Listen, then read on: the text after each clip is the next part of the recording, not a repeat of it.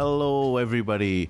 Welcome to another edition of Around the Coin. This is me, Faisal Khan, and I have Brian Roemmele with me. Mike's on a short break. How are you doing, Brian? Wonderful, Faisal. How are you doing today?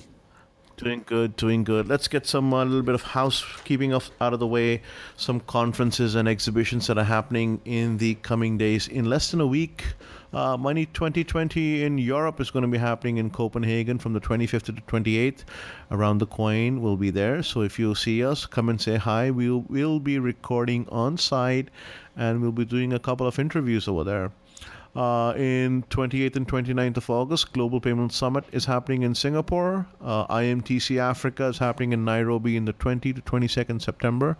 And the reason I bring these conferences up now is because, summer sort of gets a little bit of, people get lazy. It's better to, get the tickets now and plan ahead. Pay Expo in London, 4th and 5th October. We will also be there. All these conferences that I'm mentioning, we will be there. GMTS, which is the Global Money Transfer Summit in London, 10th to 11th October. Sibos, this is a maybe, 16th to 19th September. October. And 23rd October is Fintech Abu Dhabi, which is happening obviously in Abu Dhabi, being hosted by the Abu Dhabi Global Markets. And 22nd to 25th of October is Money 2020 Las Vegas, where I think Brian would be going. Absolutely, yeah. I'm excited to be there. Yeah. So what are your summer plans, Brian? Wow. A lot of research. Summer has always been traditionally the time I dedicate even more of my hours to just empirical research. I do studies out in the field, field research. I do a lot of work in my lab.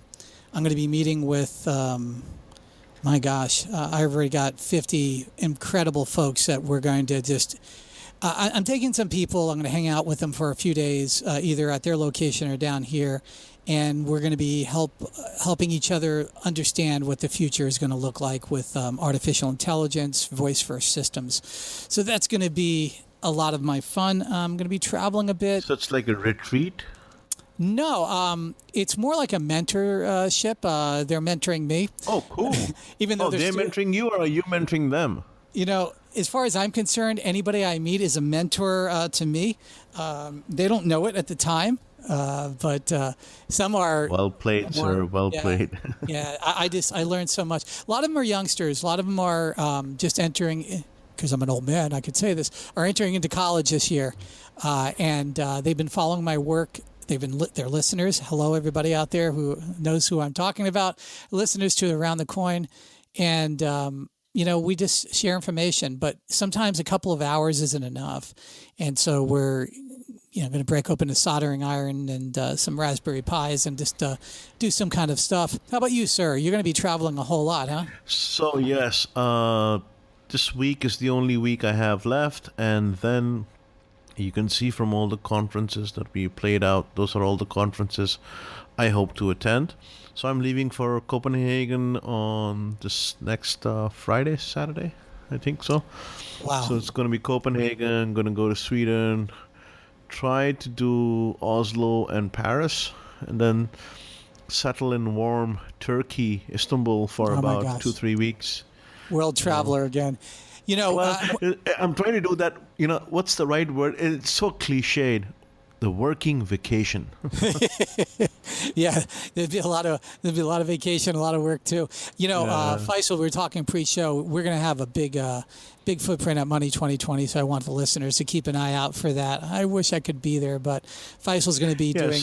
So I'm doing non-stateside. You'll be doing stateside, right? So that's the arrangement. I hope so. I'm going to be doing a lot out there. We'll see. But we're going to try to maintain some shows through all this, right? So there'll be maybe not a perfect schedule, but Faisal is going to be taking a microphone with him, and even if we do a small show, we'll get something out there. Yeah. So Money 2020, we usually record on a Sunday. So the next recording will be from Copenhagen. At least I'll be in Copenhagen. Yes. And then we do plan to have a recording booth at the show, the conference itself. I don't know. A lot of content will come out of that show. Definitely. We are taking a photographer with us. So we will be going and meeting up everyone and say hello, it's good for listeners to see, how we are in the field and when we're interacting, friends and family and colleagues and so forth. So we'll be taking lots of pictures, tweeting it out, putting it on Facebook, etc. Plus, I think we'll do on-site interviews, maybe 8 or 10 of them. Although I'd love to do more, but remember, I am attending a conference and I have to work the floor and do the tracks and so forth. It's A lot about of work. 12 minutes per person, and we're doing the CEO level thing. So let's see. We'll get some good people. And there's, I think one of the confirmations is Peter Osher from Ozer, the MoneyGram Yes. guy. Yes, So he'll absolutely. be there. So we'll be recording him. We're recording the CEO of World First. We're recording I think the CEO of, I think it's Adyen or maybe ACI Worldwide. I haven't decided yet, but let's see. We'll see it as it goes. So yeah, Perfect. working vacation, man. Working vacation. Anything interesting happened this week to you? No, started reading this. Everyone's been raving about it. Yuval Noah Harari's book *Sapiens: A Brief Yes. History of Humankind*. So just got that in. Everybody listening, stop what you're doing. Get that book and read it. No, it is Unbelievable. So there. I think I would rate this book just right next to, let's say, how the hype and the history and the overall enjoyment was of, let's say, the Da Vinci Code, right? Yeah, That was yeah. one. But more so, Bill Bryson's A History of Everything, right? I love it. Yeah. So this book is very close to something like that. I can't wait to see the movie on it. There is a screenplay being talked about, so I know somebody who might be involved in it. So I'm very excited to see what comes from that. Really, I didn't sort of know that. But anyways, he's got two books. So one is called *Sapiens*, and the other is called *Homo Deus*. Yeah. Which is a brief history of tomorrow. So worth a read, definitely worth a read. You don't have to be a payments geek not to read this or to read this. It's just something. If you're a Homo sapien, which you are, If you're Homo sapien, yeah, last time we checked, hopefully you are. Cro-Magnon, maybe some of us. But it made me pick up Super Intelligence by Nick Bostrom. It's a 2014 book. I just totally devoured that book when it came out back in September 2014. Sent it to a lot of my friends. It's called Super Intelligence: Paths, Dangers, and Strategies. And it is not an easy read. But when you start thinking of some of the implications of Sapiens and the work that this gentleman is doing, you kind of want to start spreading your wings and looking out. And it made me pick this book up. It's the third time I've read it. Not that it's that complex. It's not like reading Use or Illusion or something like that. Another book I think is incredibly important. Probably the most important book ever written, but it's another story. But Super Intelligence is awesome. And I actually got to talk about it this last week. As you know, Faisal, I was absolutely honored. I'm still emotionally struck. Yeah. So tell us about this. Gary Vaynerchuk, and we call him Gary V or Gary, came out to Southern California and wanted to meet me. And, I get to meet a lot of really interesting. For those who don't know him, explain to us why this person is important. It's so hard. It's so hard to put a label around a guy like him. He's just the real deal. All right. So he's an entrepreneur.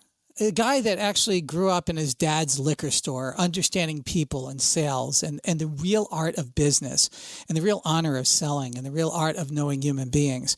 That gestated into a wonderful career, being one of the first internet wine companies.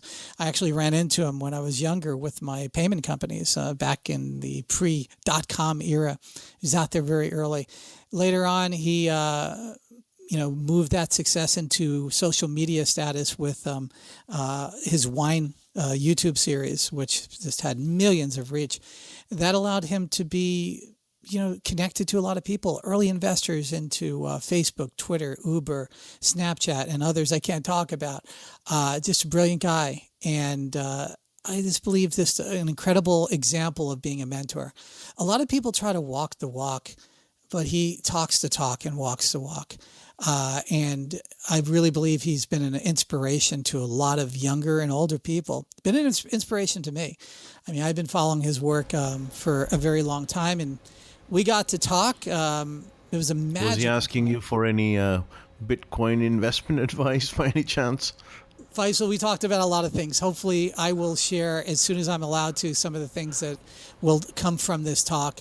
It is a beginning, not an ending, and I can just tell you, folks, strap in. It's going to be some exciting times. And we were talking pre-show about the burden we have, you and I. Just people think that we somehow know which coins to invest, which coins to de-invest, how to should we hold or not. We're not experts in that whatsoever. We're just absolutely not. Here's a guy. Here, just finish up on Gary here. Here's a guy that is on one of the probably the most successful show launch on the internet, if you will, the Planet of the Apps show. This is anybody who has not tuned in to Planet of the Apps, get a free subscription, get into it. It's on the Apple, but you on an Android device can get access to this, or a PC. Watch the show.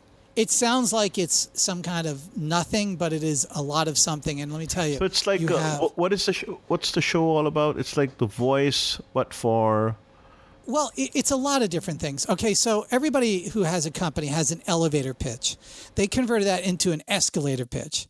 And so the optics of it is it's entertaining, right? So you start at the top of the escalator. By the time you get to the bottom, you have to convince Will.i.am or Jessica Alba or Gwyneth Paltrow or Gary Vaynerchuk of the validity of your concept. Only one needs to vote you in, and then you get a few minutes to pitch your idea in depth, and they pepper you with questions.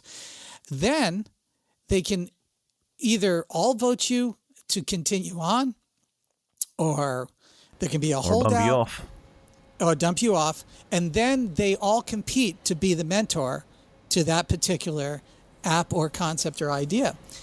And the beauty of it is, obviously, it's entertaining, but the beauty of it is that you're actually seeing some of the real minutia that's going on in the background. Stuff that, I've known for decades about what really goes on in business, how it's not the glamorous thing that one would think, that things actually happen almost looking like accident, almost being at the right place at the right time.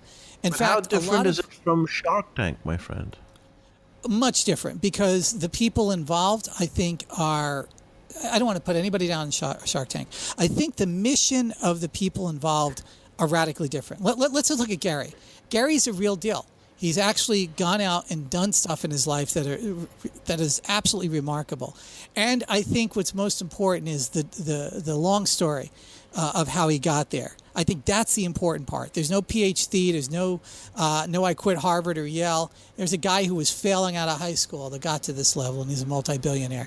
Then you have Gwyneth Paltrow, who obviously, you got some actresses here, and you think, oh, these are just actresses, they're airheads.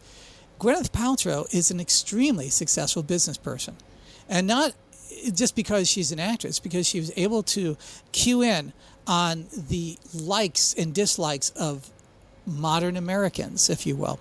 And Jessica Alba started a company that everybody absolutely predicted would fail. It looked like a little game of some Hollywood starlet, on their little quest to do organic stuff. Turns out Honest Company was a multi-billion-dollar company, and she not only predicted the zeitgeist of where people were going 7 years ago, is really when this idea started to gestate. She was in front of it, led it, and is continuing to lead that. Will.i.am, obviously, nobody needs to explain his talent in identifying music and tastes. So what we're really looking at is taste makers. We're not looking at, quote-unquote, VCs sitting there with a dartboard. We're looking at taste makers who empirically understand human beings. And that's the premise of what Apple's trying to broadcast to the world. And that's what a lot of critics are missing about these individuals, is they somehow, whether you like it or not, whether you think they have the right credentials, because a lot of critics don't, they somehow rose because they understood the taste of individuals and collectives, if you will. And that's why I believe this show is going to be not only a landmark show for Apple, I think it's going to be the defining show. It's already beating the ratings of most television shows that have much more money behind them. And I believe that you're going to see Apple continue on with this for many, many more seasons. And all I can tell you is watch out. There's going to be some big twists. And anybody listening to Around the Coin for a very long time, you old listeners, we're going to So you're not associated with the show in any manner, right? I have absolutely no association with this show at this moment right now. There you go, boys and girls. As kosher as it gets. Yes. So Anyways, anyway, that was an amazing thing. But what we did talk about tangentially, and I can't share this, I can't share a lot, but Gary and I did talk about the rise of blockchain and the rise of AI and the rise of voice-first technologies. And speaking of blockchain, we had Kathleen Brightman, who's the CEO of Tezos, on our last episode, which is episode 138, I believe. And, we asked her all about the Tezos blockchain that she and her husband are making, and they're doing an ICO in the coming months. But anyways, Faisal, talking about pricing. About holy cow, Litecoin, as I speak, $42.18. You want to know where you could have been just, I don't know, a few months ago? $4. Wow. Okay, so, and it was around $3 to $4 for about 2.5 years. Now, us miners have been mining Litecoin consistently since then. I know some miners who have, I don't know, 4,000 or 5,000 Litecoin, a few 100,000 Litecoin. But now they're also doing like Zcash and Dash, right? Because they're also relatively easy to mine vis-a-vis, let's say, Litecoin or Bitcoin and so forth. The interesting thing about mining, Faisal, is when books are written about it, it's going to be such a romantic time. I can't capture. No, I disagree. I mean, I would fight you tooth and nail over this one. I think mining has put a lot of unnecessary computing power, electricity, resources in doing nothing. Yeah, I mean, I gotta say that I would have been happy if that computing power could somehow be used to fight a cure for cancer or weather patterns, like SETI or something like that. Yeah. No, I agree with that, and I think we're getting that way. A lot of the people who I run with in the mining community have been thinking about this long and hard. It's the same thing that when we first came to California and we started the strip mine for gold. There's a lot of things that were done in Sutter country up there, Sutter County, that shouldn't have been done, and it really had a bad impact. But like any pioneering effort, there is a romance to it, and the romance is understanding that there's a balance to how much of these coins going to be worth in the future. Should I turn off my mining operation because the electricity is costing me more than what the coin is worth? And throughout I think throughout 2015 and 16, that was a pretty realistic statement to make, right? Yeah, but there was a lot of us that said, I'm not turning it off because that's not why I'm mining. There are some people that are mining just to be part of something. But the ones who were mining Litecoin, because it was sort of laughed at and kind of thrown into a corner, some of them, I got to say, they deserve to capitalize on it. So there is some miners I know. One particular miner I know is now at $7.5 million. He was living in a trailer park when he started. And he purchased, I've told the story before, purchased a parents' home, all kinds of stuff. He's finally cashed out most of his Litecoin because he's building other things, which hopefully I'll be talking about in the future. Amazing stuff about voice technology and mining in some way regard. But what I'm saying about mining is the whole idea is you're making a market. Miners are making a market in a coin, whereas coins that are pre-mined don't have a pre-made market maker. And that is a strategic disadvantage. And I know in history that unmined coins ultimately will be seen as a a bad idea from a strategic advantage. And it's not just about the constrained supply. It's about building the infrastructure that can cause a continuity for this particular system. What people don't understand that are anti-mining is that the miner is building the network infrastructure for this coin to exist. Yeah, that And they it do. But decentralizes it. there are efforts like, I mean, you look at the XRP, right, which is the Ripple version and so forth. Those are pre-mined coins. They don't need. Yeah, I mean, granted, you are at odds with each other, but I feel the XRP. I believe in the pre-mined concept. I believe in it too. I just don't believe that it's going to be the grand arc of it. But we'll take that on another show. But $42.22. I know individuals that were mining when it was, I don't know, 32 cents, 63 cents. I don't care where you're from. That sort of rise for very little. They were mining on graphics cards, right? These are the graphics cards that you use on video games. Well, you can. There is ASIC miners that are doing a little better. I know, but they shift from mining Litecoins to other coins on the same with graphic. Dash and there's all sorts of coins. I mean, at any given time, I'm mining 45, 50 different altcoins, and some of them aren't going to last very long, and that doesn't matter. And you know what? It's just like anything else. These things are not an ends, but a means, And as you start moving from one coin to another, they start creating different sorts of value propositions for everybody involved. It's not the greater fool either.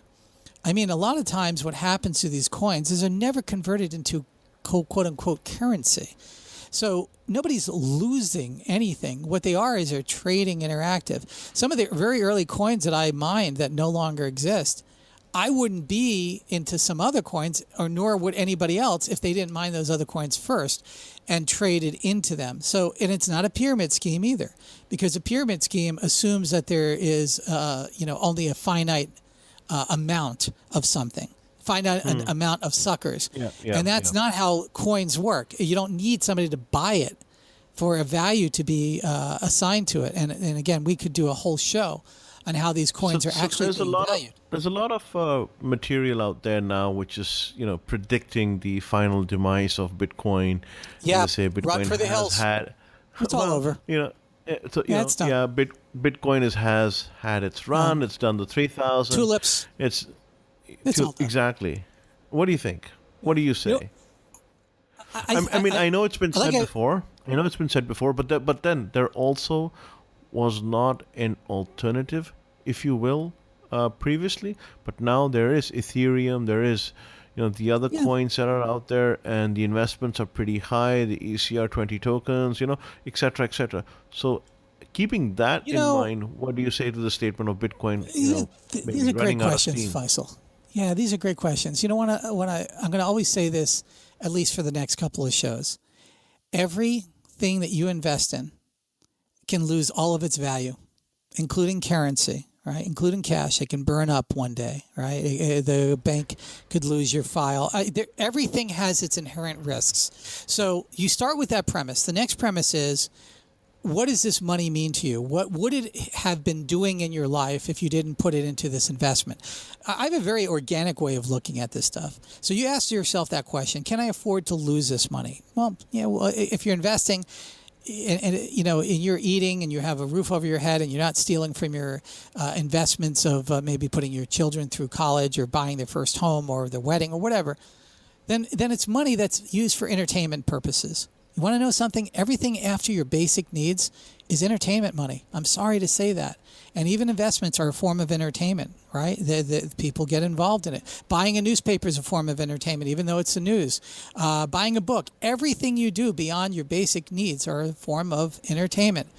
So then you have to say, well, would I really lose if I went on this ride, this roller coaster ride? If I put my money in this and it winds up losing everything, would I really lose because it's something I am willing to lose because I'm getting entertained by it? So if you start from that position, everything is up.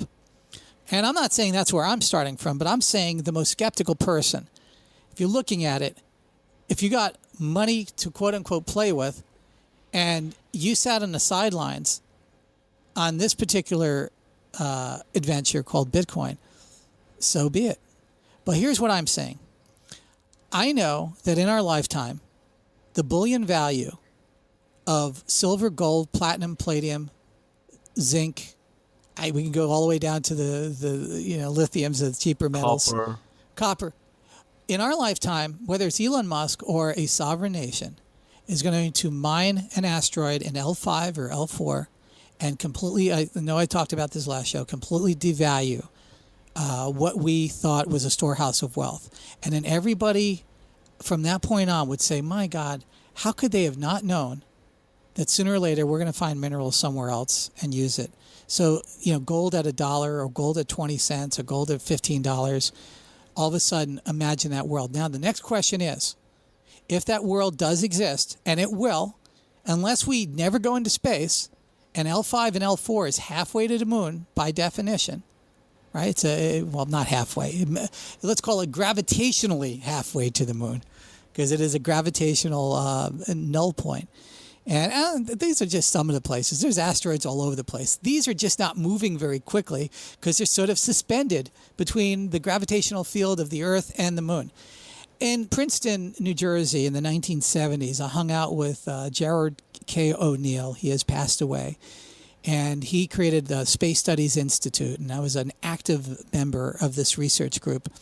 And we studied thousands of these asteroids, and we can spectrographically 100% conclude that there's more gold in this one and that one than it could ever be easily mined on the planet Earth.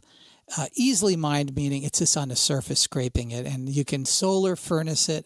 Solar furnace is the easiest thing to make. Let's call it mirrors.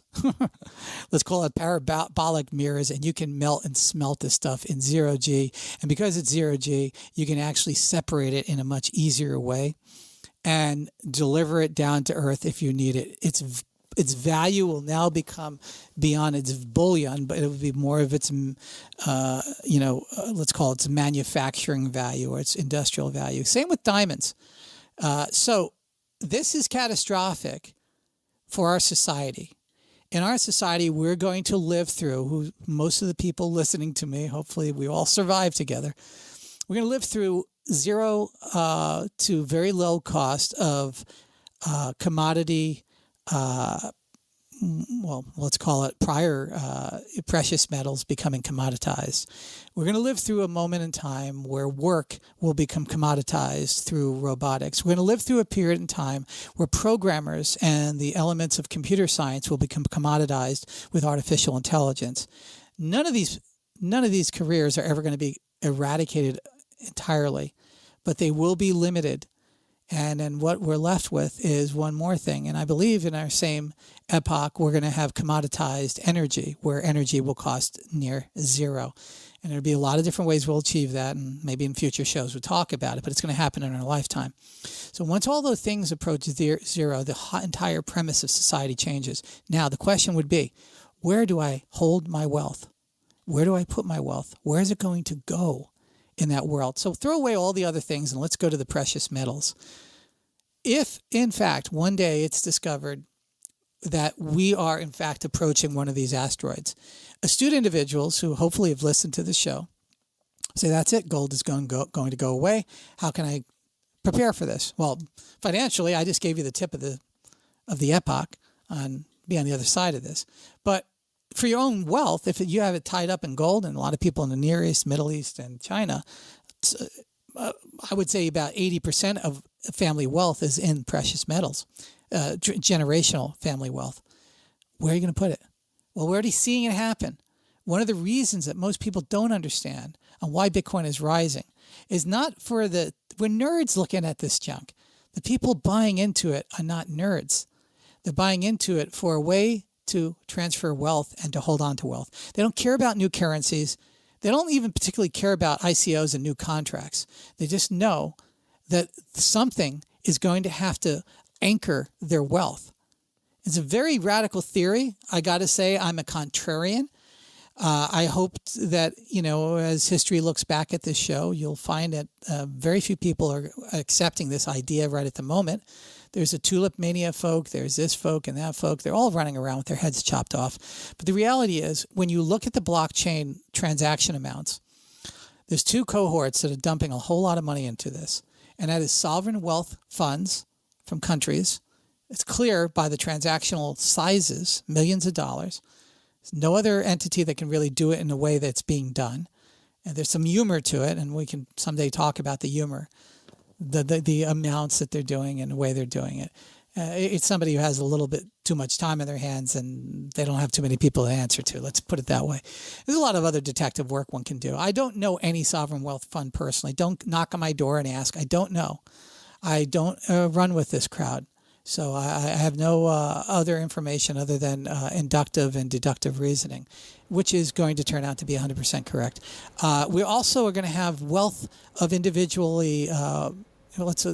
families that have a whole lot of wealth, moving very, very small amounts in it.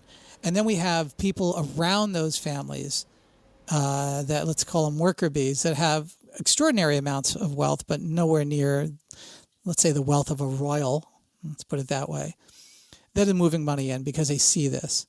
And it's not the crypto anarchy, we're going to fight the man and the government type of stuff.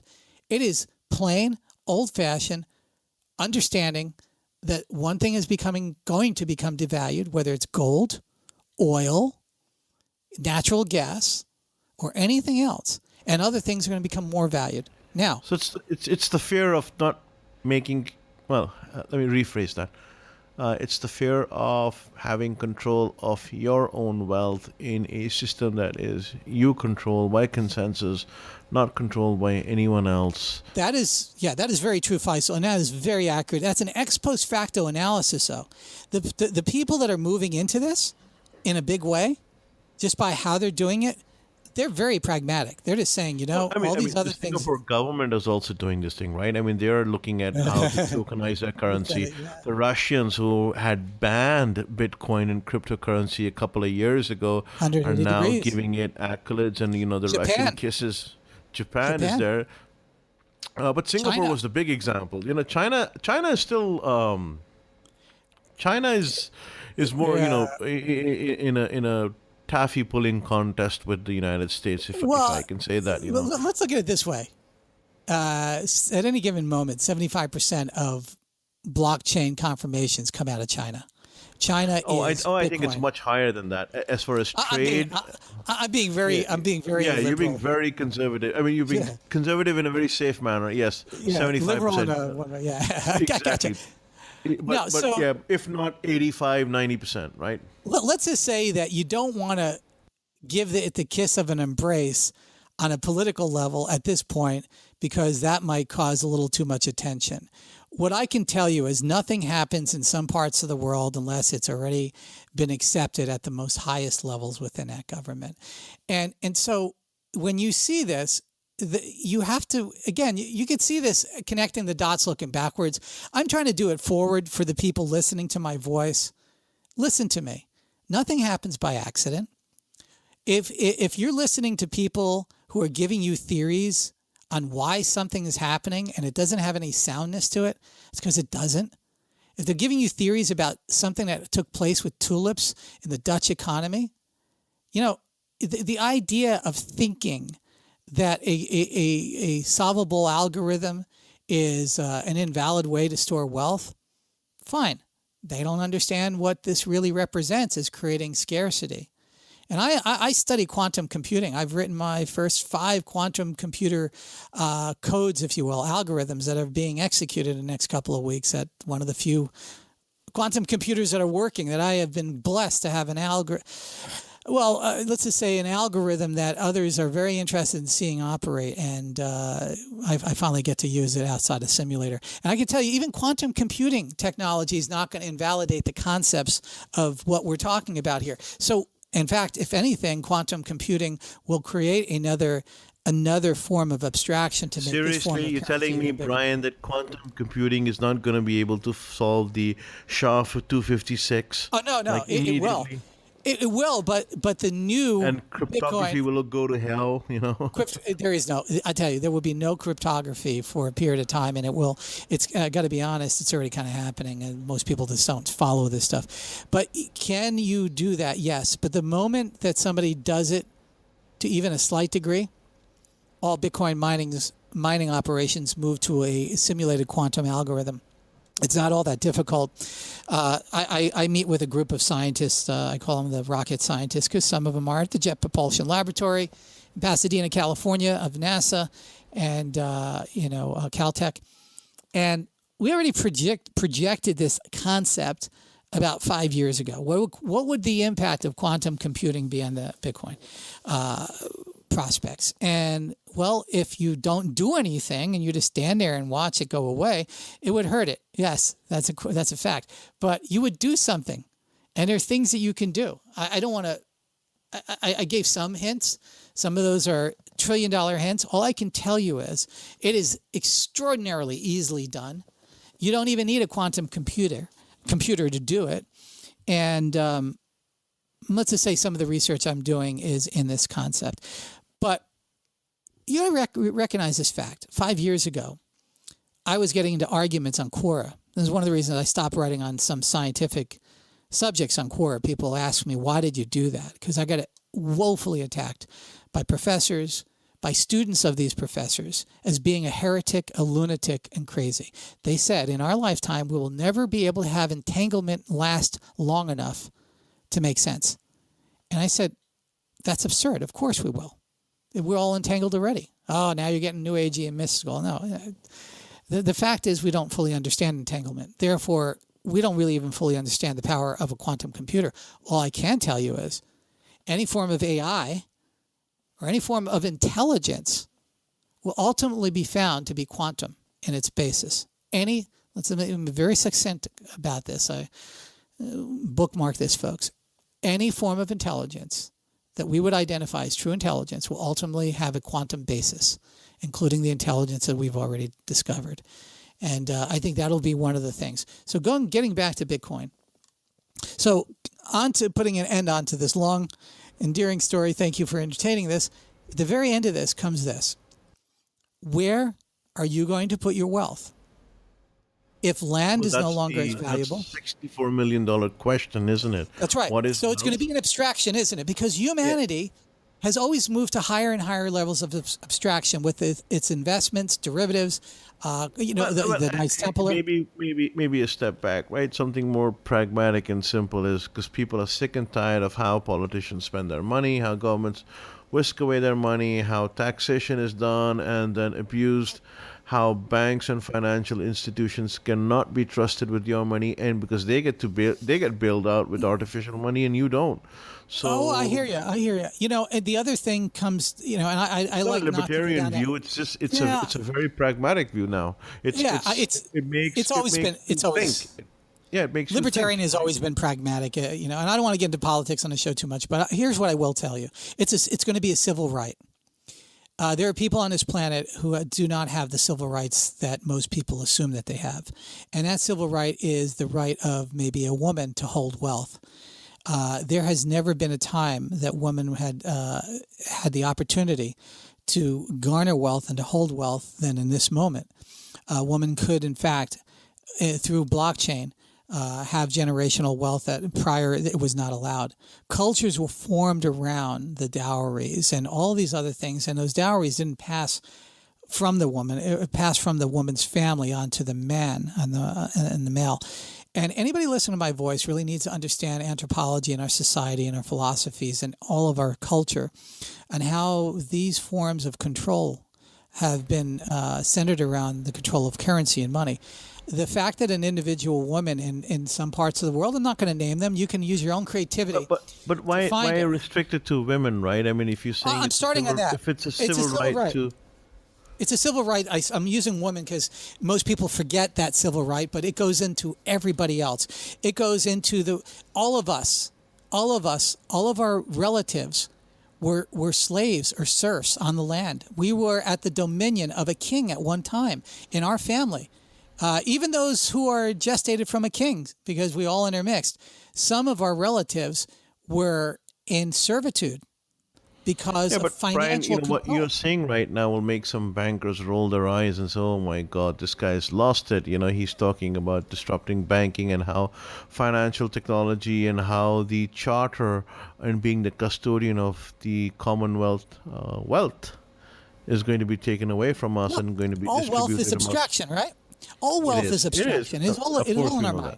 that. And anybody judging Bitcoin on this idea of rationality is sort of missing one part of the equation. That's why I go back and forth in sort of a schizophrenic way between humanity and us being emotional beings to the practical and pragmatic, that this is a form of wealth preservation and generational wealth transfer. It's not a currency in and of itself. It could be. I see it as a nano and micro currency, Bitcoin itself. But I see, and remember, I'm not just talking about Bitcoin. Bitcoin's not going away. In fact, my prediction is it will go to $1 million a coin. Yeah, But we discussed this. The genie yeah, is out of the bottle. It's not going to go back in. it's never going to, but it's going to go down. And if you don't want to be Who entertained, cares? yeah, if you don't want to be entertained by this fun, then get off of it and go on somebody else's roller coaster. But the bottom line is, it's going to go to 3,000, 4,000. It's going to drop to 1,000. Yeah, it was never promised to go to 1 million, right? I mean, that's the first It premise was never that I look promised to at. do. It never had a Anything. promise to do anything. So Yeah. what we do is we study. To understand Bitcoin, you don't understand financial markets. You understand humans, and you don't understand mania. You understand the best in humans. See, the people writing about mania, they always seem to think humans suck. They always seem to think that all we do is fucked up. They always seem to think that at the end of the day, everything turns to shit. But I would say this: the fact that you and I exist, the fact that everybody hearing my voice is the contrarian argument to that. They are wrong, and they are always saying, wrong. You keep saying everyone hearing my voice. It's almost like you're doing a NLP over here, my friend. I am. Are you? The bottom. Yeah, I am. Of course. Now, listen. At the end of the day, all we humans are doing is to try to find a way that we can take the next generation and boost them up just a little bit higher. And whether you have a child or not, when you have a child, today's Father's Day, and happy Father's Day, Faisal. Sorry, it's a belated Thank you, sir. Father's Day. And, once you have children, you realize the connection that you have. Hopefully, if you keep your sanity in your life, you realize that you're part of a continuity. And how does this fuzzy wuzzy junk that I always seem to bring into stuff, my programmer friends always say, Brian, here you go into fuzzy wuzzy stuff. It's because we are fuzzy wuzzy, and you can't change that. As much as you want to make yourself into a Borg, you will never be a Borg. You will never be that. So the bottom line is, we want the next generation to do better. Tears come to our eyes as we hoist them up into the next realm. Why does that connect to Bitcoin? Why does it connect to these algorithmic currencies, the blockchain and all that? Because we found a new way, and it's not the only way. There are going to be other ways, but a new way to create another level of abstraction. And I'm not necessarily saying it's good or bad, right? Because, what is your time worth? Because all of this comes down to how much is a human being's time is worth? Because all you're doing is you're trading time for money to a certain level, and we all get to choose, or we get to feel victim that we don't get to choose how we live that out. But we're moving what we consider is our wealth or our life energy into something that we hope will transcend and move forward and not be stolen from us, whether by legal means or illegal means. And again, how we deem what is legal and illegal is completely contextual subject to to interpretation. the time period. Right. So in the 1700s, a king coming and having their way with your wife on your marriage night, that was an illegal activity. That was the right of a king. The king has a right to impregnate your wife before you do. The king has a right to take your wealth before you get access to it. The state has a wealth to take your wealth before you get to have it. Reminds me of what's his that famous actor Mel something Mel from Gibson? History of the World. No, from History of the World. Mel. Mel Yeah, Brooks. I know. Mel Brooks. Yeah. Mel Brooks. When in the French Revolution section of that movie, it's good to be a king. Yeah. So what we've seen, if we look at the historical arc, which is what most people miss as history, is that throughout humanity, and Bitcoin is on this arc, we have been seeing the individualization, the personal power being given back to individuals. This is never going to stop. We've come out of collective groups and we're moving into individualization. Now, there's going to be a lot of starts and stops in all this. The internet is actually not a great individualizer. It's a great collectivizer, and it's destroying individuals on a mass scale. It's because we've relegated the functionality to the hive mind, and we believe that that's where we're all going to go. We're going to go back into the beehive. We're going to go back into the ant caves and ant hills, and that's where we're going to de-evolve to. That's not what humans have been here for. We've been individualizing, and we're going to continue to do that whether anybody likes it or not. As long as one individual is able to reproduce with another, that's our arc as humanity. And the problem is when you're in the middle of it and you look at the minutia of what we're going through today, you're looking at it and saying, my God, it's just getting crazy. This is just, we're losing our rights and this and that. At the end of the day, these have been liberations. The internet has been a collectivizer and liberating people. And ultimately governments and philosophies and religious systems will tail along with these individuals. But let me tell you, the only reason why we don't have kings flying around openly in most of the Western cultures is because they couldn't stop it. Francis Bacon, the New Atlantis, all of these thinkers, Franklin, people who we want to hate now because we didn't like what they did in their epoch. Our heroes like Jefferson and Franklin and Washington and Madison and all these other guys. But they were free thinkers. They wind up saying this is all about individual liberties and individual rights. So what I'm saying here is you can hear a little flute playing Yankee Doodle now with the flag, is that the liberation is not a radical cyberpunk thing. It's the advancement of what formed the United States, the advancement of individual upward mobility that I believe we're all heading towards on the grand scale. Now, somebody can burn the Library of Alexandria. And adding to that, without the being questioned on why from those in charge, right? That's a big exactly. The king used to have the right to tell you what you're going to be. The king was proven wrong in the 1700s, if you recall. I mean, the merchant banking that was set up by the merchant, the various merchant houses. Felix Martin's book, The Autobiography of Money. How did the Dutch control the world? Yeah. That was the way they bypassed the fiat money altogether. The crown token, so that no taxes could be taken, etc. A lot of people think the pirates lost. The pirates won. There's no accident. If you look in Washington, D.C., and you look at flags and you look at even some societies, there's no accident Skull and Bones shows up. The pirates won. And what the pirates were doing, they were denying the royal right of kings.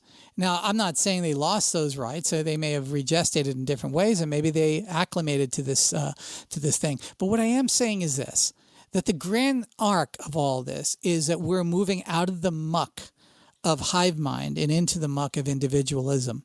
And there's nothing that anybody can do about it other than to eradicate. Now, you can burn the Library of Alexandria. You can take the internet down. You can eradicate all of the thinkers that are very popular in this realm. You can put them in jail. You can do whatever.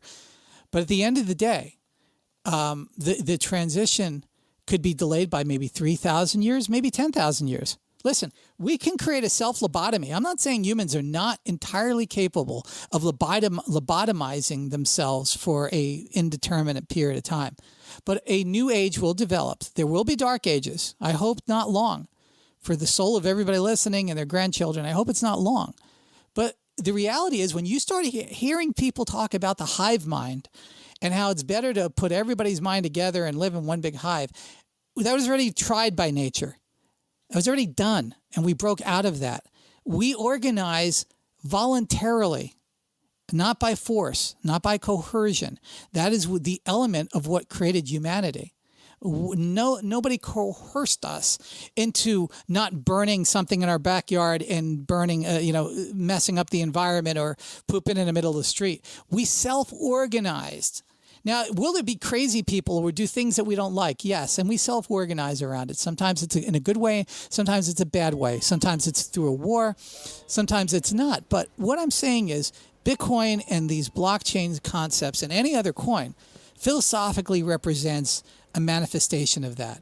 And maybe to some people it looks like pirates. Maybe it looks like the ships at sea. But what they don't realize is governments paid for those pirates to operate. They were competing against the merchant class. They were realizing that their reign over humanity, in its current form, was failing and fading. And the new Atlantis that Francis Bacon talked about was what became of the United States. Was this concept where people were able to rise.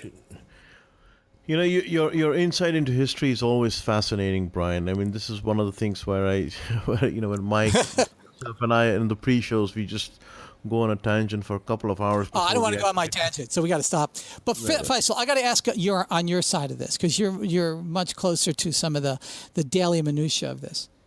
You talk to people all the time about this. People who were in the banking world just a few years ago when we started our podcast. What a bunch of ridiculous guys that are talking about Bitcoin. It's going nowhere.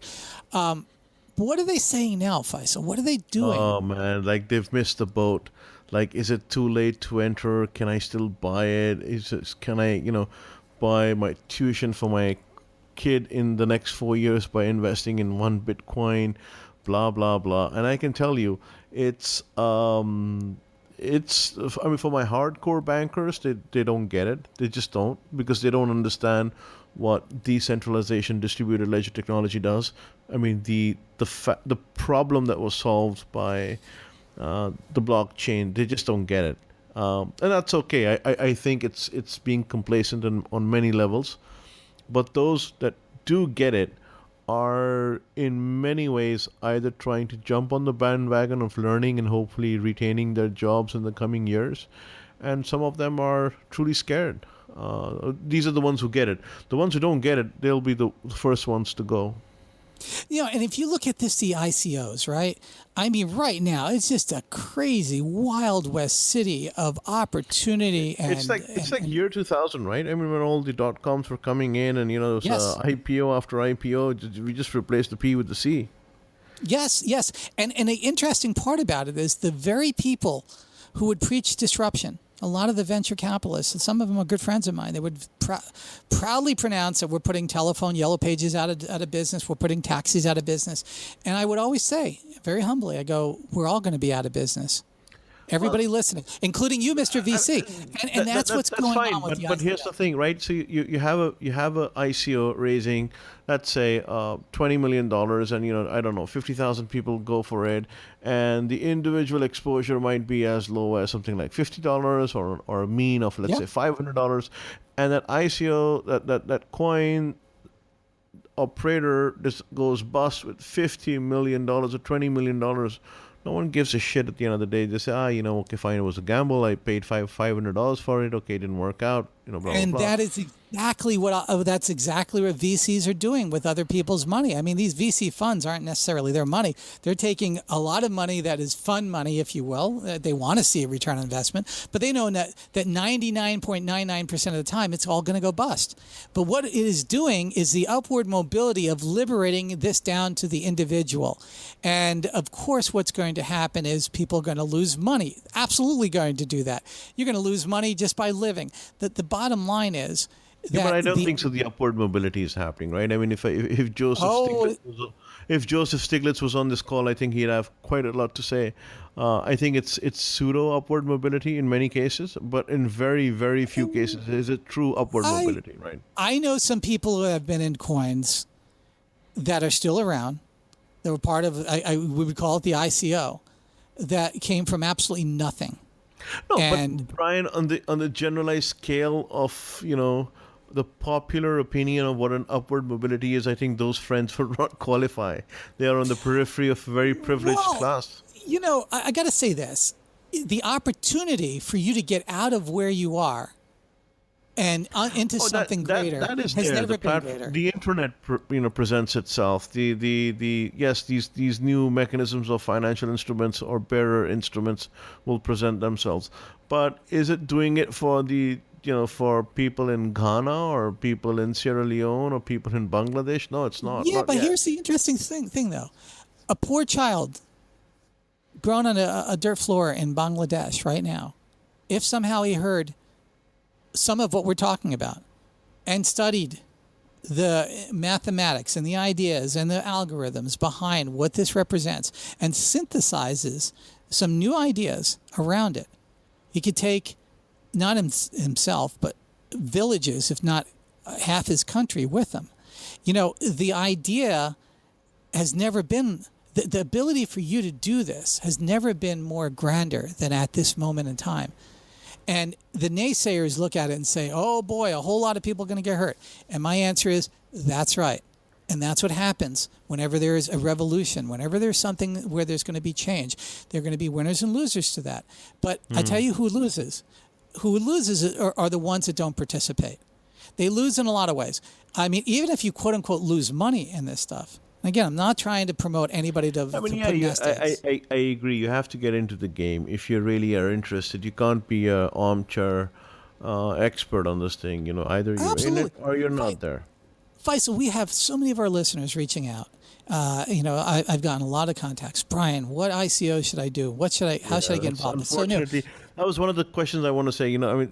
I have to make that clarifications. We are not in the investment advice. Yeah, you want to do it, you want to jump into it, go read about it and do it yourself. Yeah, I mean, the bottom line is we're going to have people on the show that are going to be talking about these things. They're going to be talking about it from their perspective. We've already started with the show, and we're going to continue on with this. And my preface to this is, listen, people we have on, we generally think that they have something valuable to say. We don't necessarily fully 100% agree with everything that they say, and we don't agree 100% with the investment grade of what they're producing. And I'm saying this not in anybody in particular. I'm saying this is going to be the future of our shows. And I want to say this, that it stands to reason that when the first markets opened up, let's just talk about the Dutch markets very quickly. I won't belabor it too much, but one of the first financial markets were the Dutch on insurance. They cornered the market on insurance. And the way they did it was not by being gamblers. They would go out and look at the hulls of ships. They would look at the tar that was being used, and then it would evaluate the captain. And then they would look at the performance of other ships in the same class, of the same people who built them. And then they would look at the environment. Now, this is perfect opportunity for people who have creative thinking and also let's call them programmers or people who have a procedural thinking. Because what the Dutch did is they looked at all of these variables, which everybody else prior to that couldn't even comprehend. Then they put the X factor of piracy into this. And they were able to underwrite the cargo of a ship before it left and set sail. Let me tell you what the rest of the world thought that was. That was not only heretical, it was highly illegal. It was something that the Dutch would have been put into jail for in almost any other country, organized country. And it sounded like some kind of grand gambling scale thing. But you want to know who some of the early Dutch that were wealthy? Fishermen in a village, in a Dutch village. They say, oh, yes, I will take my entire next 6 months of fish and I will pledge that into your insurance fund. That's how this was being done. Most people don't understand how this history started. And this was a poor fisherman who couldn't afford to lose it. Now, he didn't lose that fish. He pledged it. And I can spend hours explaining how that worked. But these are the very early forms of insurance and the very early forms of derivative investments. Now, those ships went out, and it wouldn't be 2 weeks later, sometimes 6 months later, they'd come back with spices and exotics and all kinds of stuff. And sometimes it wasn't even coming into Holland or anywhere. It might be dropping off along the way. It might be going to France. It might be going to all different places, to Germany and such. And those individuals had upward mobility, unfortunately, that even the Industrial Revolution had a problem duplicating. There were individuals that rose to wealth that was as incomprehensible still to this day when you look at the magnitude. The British East India Company sort of took the model. Let's just say that they had a brain drain and a few people left and went to the British and showed them how to do some of this stuff too, and other countries. So it spread around the world. But that was the rise of the second rise of the merchant class, if you will, big rise. There's a first rise that goes way back in antiquity, if you really want to demark it. That's where we are today. An ICO is similar to that. It's making a bet on a cargo, and the variables are just as exotic. What if they get shut down? What if the guy's a loser? I think you have to study it. Yeah, I think it's important to understand the cargo that they'll be carrying or trying to cater for, as well as the ship that they're building. Because at the end of the day, it is a blockchain implementation. I'm not convinced in many ways of the problem that they're trying to solve. Most of the ICOs, albeit I'm not an expert, I could be totally wrong.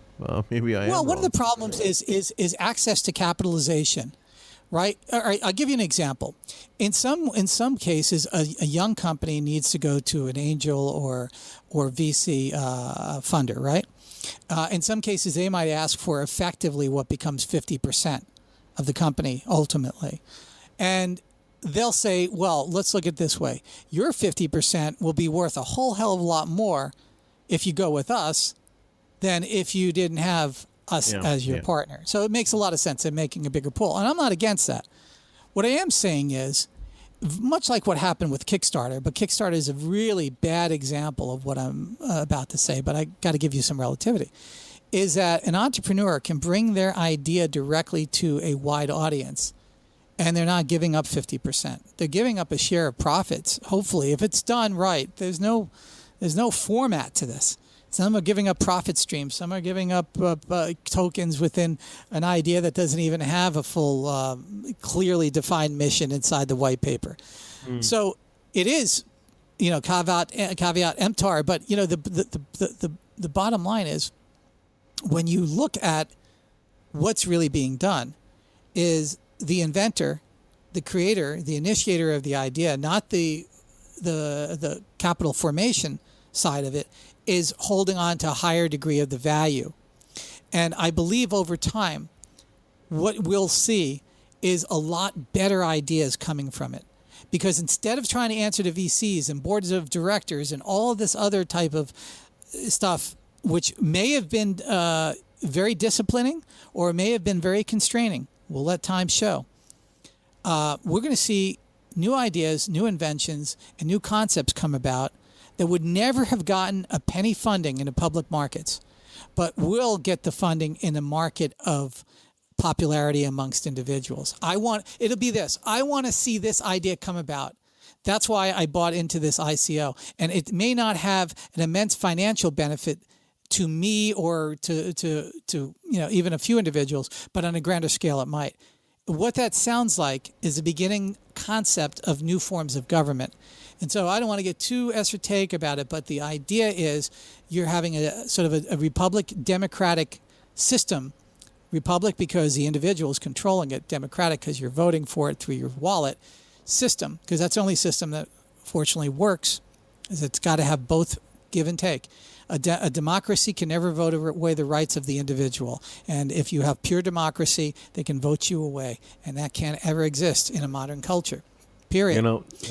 That's we have to sort of close down the show. But, just in closing, I have to say, in the coming days, we have to get more people who are floating their ICOs and get them involved in this philosophical conversation to see what their views are, I absolutely agree, Faisal. And I think they're going to look at it from, they're not going to look at it in my terminology. I'm probably the only person that looks at it this way. And maybe that's really a good thing. But I think what you're going to hear is their ambitions. I've talked to some of these folks, and they're wildly ambitious individuals. They are the pioneers. They're like the new Elon Musks, some of them. Some of them are wanting to go to the moon. There's an ICO that's going to come out that's going to be mining the moon. And you and I will be able to invest in that and get a return on our investment. So I'm coming full circle now. We're going to be able to go to these places with or without the permission of the people in power. Now, they can knock these rockets out of the sky. They could say, overall, sooner or later, humanity is going to vote this stuff up, and they're going to go and do the things that we didn't do after Kennedy said we'll go to the moon and do these other things. Individuals will now start doing that without the need of having a government to do it. So you'll see and hear some of these people, probably not the moon person yet, but I can't wait until you hear what they have to say. But you will hear individuals talk about business ideas that you would never have heard spoke of publicly that completely defy anything that we normally define as an investable business. And they will come at you like you're in the Amazon forest. You'll be looking at plants that eat animals and animals that eat other plants and all kinds of exotics that we've never seen before. And that's the excitement for this. This is what we kind of had in the back of our mind when we started this show so many years ago, and it's starting to gestate, and it's starting to get the attention of people who I think are tastemakers. We weren't in those days, unfortunately. Thank you for following us, folks, but we were just a couple of guys, three guys that hanging around and had a good time talking. Thank you for this journey, and I think in the next couple of shows, especially after Money 2020, we're going to see some interesting announcements. So the next one we will be broadcasting from Copenhagen, and till then, my friend, you enjoy your week, and we'll speak soon. You have a wonderful journey, Faisal. Thank you. Take care. Take care. Bye.